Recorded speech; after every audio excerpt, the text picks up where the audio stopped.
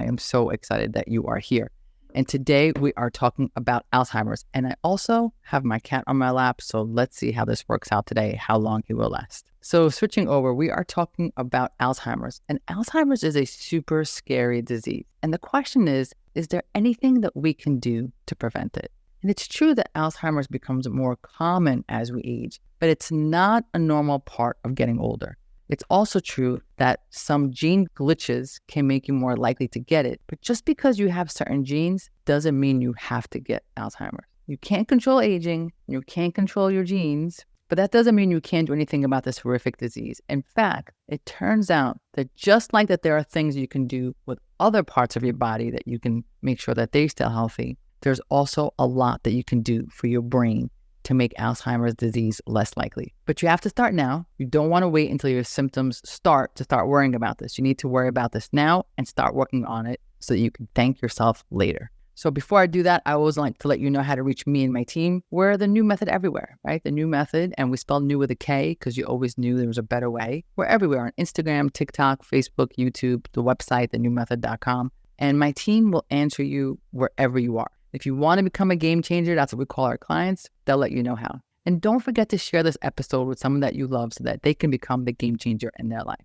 So before we jump in, I always like to start with a definition. And we have to first define what is memory loss. Memory loss is a decline in memory. And it's on a spectrum that can be from very mild to all the way to severe. Mild memory loss is, forgetting your appointments or misplacing items, which is pretty common for most people, especially as they get older. However, this type of memory loss doesn't really affect daily activities or quality of life, but you still should start paying attention to it because if this starts happening more and more frequently, you have to start, a bit of a red flag because remember, dementia doesn't happen overnight. It starts slowly. So that initial start of that mild memory loss, you need to pay attention to it. Don't just say, oh, you know what, it's just from aging. Now, moderate memory loss includes difficulty remembering names or recent events, getting lost in familiar places, having trouble with complicated tasks like managing finances. This type of memory loss can start to affect your daily living, but you may just need some minimal support. And severe memory loss, the kind that we all fear so much, is what we call significant cognitive decline, and that affects daily activities and quality of life. People with severe memory loss may not be able to remember important information, recognize familiar people, or carry out basic activities. This is the level of memory loss that we are referring to when we say dementia. And dementia is not a normal part of aging. It's caused by damage to brain cells that affects their ability to communicate with each other, which affects your thinking, your behavior, your feelings. Now, Alzheimer's is a type of dementia. It's when you have all the symptoms I just described and also some physical brain changes. These changes are called plaques and tangles, and these changes can cause the brain to misfire. So as you know, as Alzheimer's advances, symptoms get more severe, including disorientation, confusion, behavior changes, and eventually people have trouble speaking, swallowing, walking becomes difficult. Until recently, we thought that Alzheimer's was really about that physical change I just told you about, what's happening in the brain, because they discovered on autopsy that people who had Alzheimer's had very specific changes in their brain called plaques and tangles. So as a result, because we thought that this was the way to go, the pharmaceutical companies have been really focused on trying to create medicine that targets the plaques and the tangles, right? Because if the plaques and tangles are there, if we can find something to fight the plaque and tangles, we should be good to go. But we've since discovered that, number one, plaques and tangles appear in the brain decades before you have symptoms. So that's kind of weird. If you have symptoms, you have the plaques, you don't necessarily have symptoms. And then we have people who have symptoms who don't have plaques and tangles, right? So this gets a little bit confusing because you can't be focusing just on the plaques and tangles. It becomes clear that the focus has to be on what is going on in the brain that is causing these symptoms. It can't just be these plaques. And if we're just going to target our meds on these plaques, we're definitely missing the bigger picture. The bigger picture, the secret, the issue is that when in the brain, when it gets on that spectrum of memory loss, right, from mild to moderate to severe, there's something that drives that memory loss. And that something is called inflammation, or specifically when it comes to the brain, neuroinflammation. Now, this is a whole new ballgame, right? If you've been watching me for more than 30 seconds on any of my shows, you know that inflammation is the root cause of all chronic issues. It's the root cause of joint pain, autoimmunity, hormonal imbalance, cholesterol. It's the root of cause of dementia and Alzheimer's. This means that if we want to get ahead of memory loss, we need to get ahead of inflammation. Now, quick refresher for those of you who just entered the rabbit hole, all inflammation is not bad, right? We need acute inflammation, right? If you cut yourself, you hurt yourself, acute inflammation, we need that. It's necessary. But what we're talking about is chronic inflammation. And in the brain, we're talking about if there's infections, toxins, injury, anything that causes chronic inflammation, chronic neuroinflammation, that is going to start us in the wrong direction. Now, although this disease is scary and everyone is scared of it, looking at it through the lens of inflammation means that there's so much we can do about preventing Alzheimer's and dementia. It does not have to be inevitable. Even if you have the gene, it does not have to be inevitable. If Alzheimer's is a result of inflammation, there is so much we can do to manage that inflammation. We can make changes in our life to reduce inflammation. And the hope is that as we reduce inflammation, we reduce the chances of Alzheimer's. Now, before I tell you how to do that, I want to tell you a case study because I find this case study to be so amazing and so impactful. And once you hear it, you're going to understand what I mean about inflammation. So this is a case of a woman that I worked with. She was in her 60s, super active, still working, not retired. And all of her life, she dealt with a little bit of motion sickness. She was a type of kid, that couldn't take a long car ride. She could never read in the car. Going on a boat made her really seasick. But she didn't think anything of it. This is how she was all her life. This is all she knew. However, in her 50s, she discovered that this was getting a little worse. Now, it didn't just take being on a boat to make her nauseous. If she stood on the beach and looked out and just watched the waves, she would actually get nauseous. If she was a passenger in the car, she couldn't even look down on her phone to take a look at the time without getting nauseous. And the thing that really drove her over the edge was that she took a long train ride, something that she liked to do for many years. And when she got off the train ride, she was so nauseous for several days, she could not recover her equilibrium. And then also had, what she felt was normal, like intermittent brain fog, maybe some days with difficulty concentrating. But the reason she really came for this kind of worsening brain stuff and started worrying her. Now, her family also have a history of Alzheimer's. She was wondering if any of this is connected, and she just wanted to check it out. Now, of course, she did all the right things before coming to me. She went to the neurologist. She got the brain MRI, right? We never skipped that step. She was told everything is fine. She came to me and we started working together. And it was very clear to me that because her symptoms were worsening, that we are having inflammation on board. We're having neuroinflammation. This is not the same motion sickness of her childhood. It's different. Something changed. So for her, specifically, it was her nutrition. More specifically, it was around gluten. When we cleaned up her nutrition, not only did her brain fog disappear and her concentration improve, but her motion sickness disappeared. She was able to get in a car and read on her phone. Actually read, not just look at the time. Get on a train. She even told me she started doing flip turns in the pool. Something that she could never imagine doing because she would get so disoriented in the water. Now imagine the same woman going into her 60s without this intervention. What do you think would happen to her brain? It certainly wouldn't get better, considering how bad things were. We can assume that if they was this bad already and she never removed the source of inflammation, things would just get worse. And considering her family history, she would likely develop dementia. This is the power of inflammation over time. It starts low and steady until eventually we're unrecognizable. The good news is that we can calm down inflammation and reverse some of its damage. So let's talk about some of the ways we can do it. And some of these are going to be obvious. So what I'm going to do is focus on the why these things work, because sometimes knowing the why makes it easier to make the changes. Okay, so of course, we're going to start with nutrition, right? We already know that food is either medicine or poison. But now I want you to think of your food as, is it going to be inflammatory or non-inflammatory? Pick one, because every single thing you eat is either inflammatory or non-inflammatory. Nothing in the middle. And and I say this every week, you have to stop eating the junk. If you're still eating the standard American diet, it's not going to work out, okay? It's not just about making you heavier or hurting your belly or getting bloated. It's destroying your brain. The connection between a poor diet and inflammation is so strong. Think about this. Diabetics are 2 times more likely to get Alzheimer's. Why do you think that is? You think it's the diabetes that's causing it? No, it's the nutrition that got them the diabetes that is also affecting the brain. You don't have to have diabetes to have inflammation. That same nutrition that is associated with diabetes is the same nutrition that is associated with Alzheimer's. In fact, there's a growing trend at calling Alzheimer's type 3 diabetes. because it is so related to insulin resistance. The same pathway for diabetes is the same pathway for Alzheimer's. By the way, if you're suffering from PCOS, and be sure to watch my video on that, because guess what? That's a pre-diabetes. It means you're inflamed and you have to get on top of it. Nothing I've ever said to you about anything I've ever said to you about diet, if it's never gotten you to change before, this really should, right? I've had talks about leaky gut and sleep and autoimmunity and skin and belly bloating and all other reasons to change your nutrition. But this is the one, if you haven't changed your nutrition before, this is the one. This is the one right here. The connection between nutrition and dementia is terrifying. Get rid of the junk for your brain's sake, okay?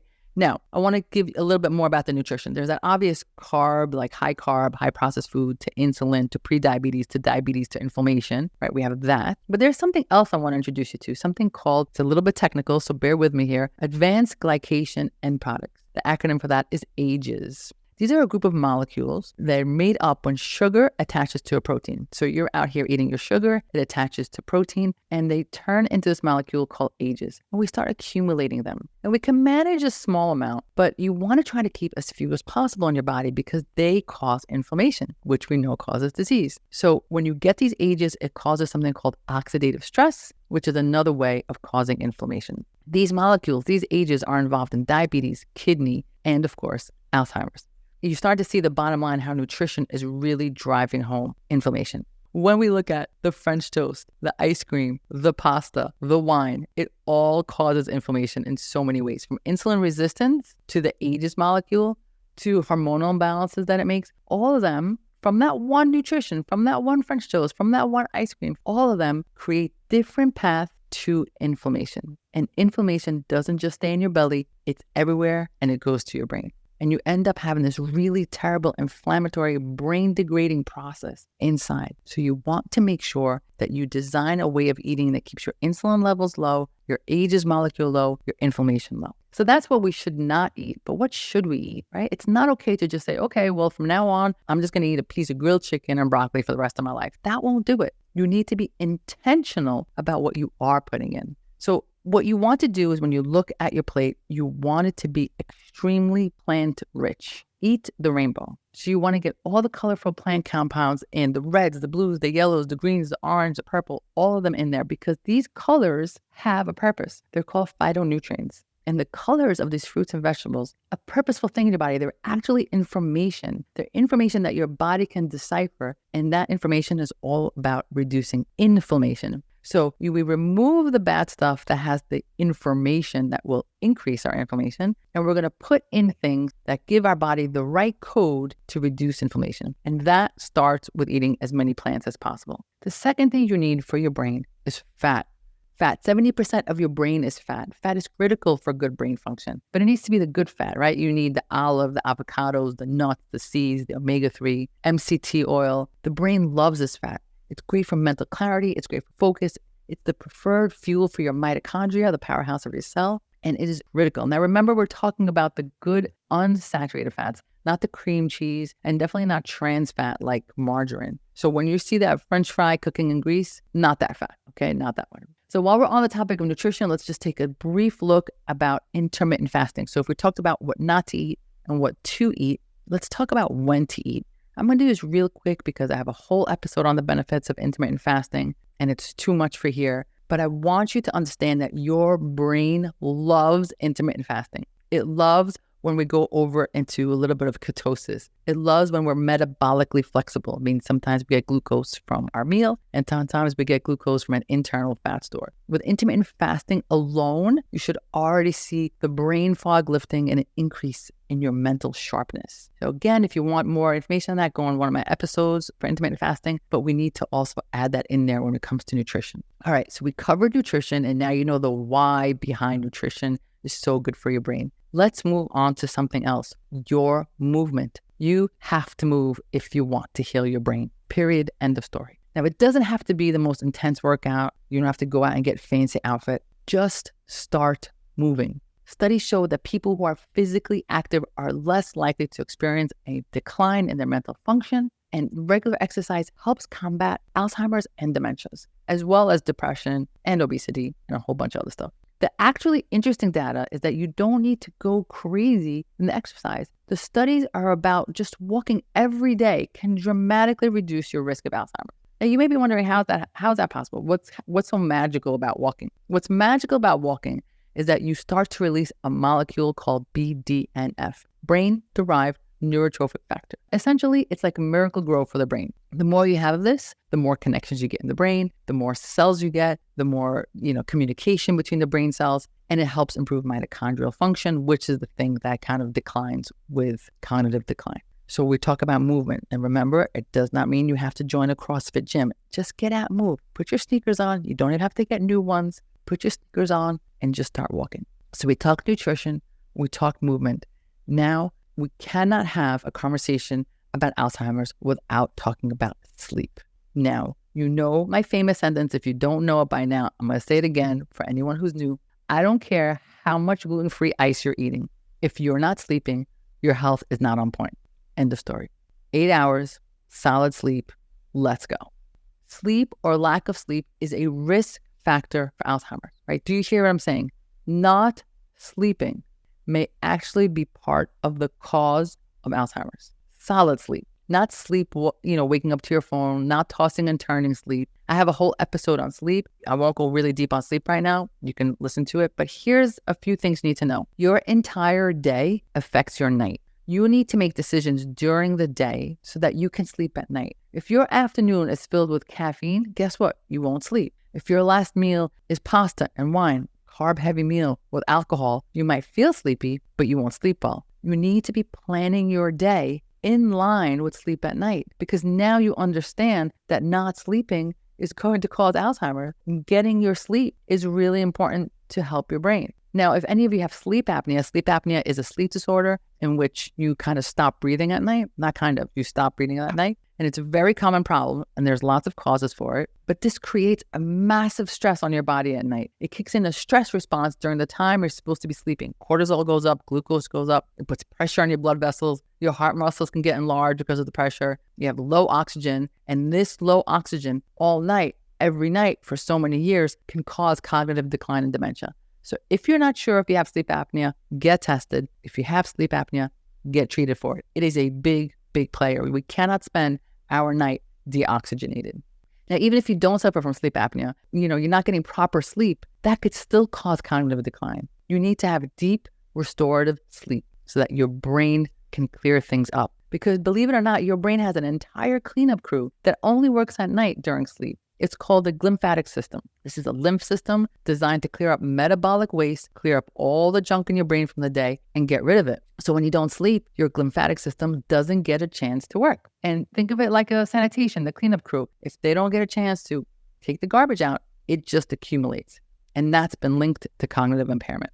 Number 4 on our list is stress management. And I know no one really wants to talk about stress because everyone's stressed, but we have to talk about it because stress is linked to dementia. Stress affects your immune system, which is connected to dementia. Stress affects your cortisol, which is linked to problems with memory. Stress is also linked to depression and anxiety, which makes you more likely to have dementia. And here's the thing about stress. It's a vicious circle, right? Stress worsens disease. So if you have diabetes, hypertension, autoimmunity, if you're stressed, the disease gets worse. And then the disease itself is worsening the stress. So you're in this loop of stress. And that entire loop causes inflammation. And you have to break the cycle, which means mindfulness, meditation, prayer. Give yourself permission to take care of yourself. And how about just permission to exhale a few times a day? And every single time I talk about exhaling, when I give one of these episodes, I'm already calmer. And of course, we always like to talk about supplements. Everyone wants to know what's the supplement I could take, but you know me by now. I never start with the supplements because there are no magic pills, okay? The supplements are supplemental. They are supposed to be part of everything else that you do. So let's start with some basics, and then I want to introduce you to a type of supplement that's pretty specific to brain. You need to have a good, solid multivitamin. Don't sleep on multivitamins. You need to have them, okay? So that's like your baseline. Everybody should be on a multi. And then you're going to want to focus on omega-3 or just DHA, which is part of omega-3. Why? Because your brain is 60% DHA. So you need it. It helps the cells communicate. Think of it like the oil for the Tin Man. You need to get it in there. Of course, you want vitamin D and magnesium because, I talk about it every week. You need to have it.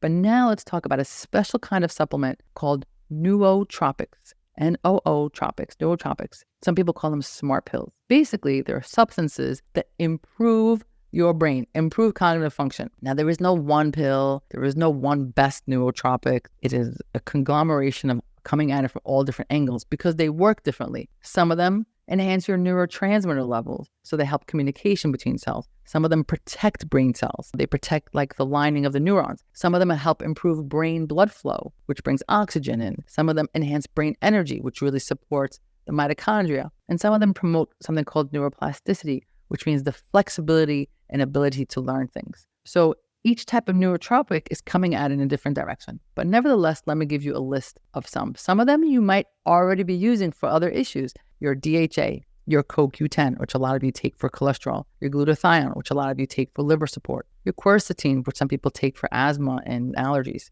your SAMe, which some people are taking for joints. Those are also nootropics. They're amazing for your brain. And then there's two specific standouts that I want to add. One is rhodiola rosea, which is an adaptogen that can help reduce fatigue and enhance your cognitive abilities. And the other one is called huperzine A, and that has been shown to have neuroprotective effects and is actually used in some countries to help people with dementia. Of course, don't take any of these without consulting your medical provider. You know I have to say that, but these are next level supplements. So let's just do a quick recap. If you're worried about your brain health, and we all should be, then you need to get this on track. Use your nutrition to reduce inflammation. Use your movement to increase BDNF. Use your sleep to activate your glymphatic system, and use your supplements to add another boost. And of course, if you want to work with me and my team, you can find us at The New Method on any platform. Send us a message. We will get back to you. And the reason I call it The New Method, spelled with a K, is because you always knew there was a better way. I'll see you guys next week.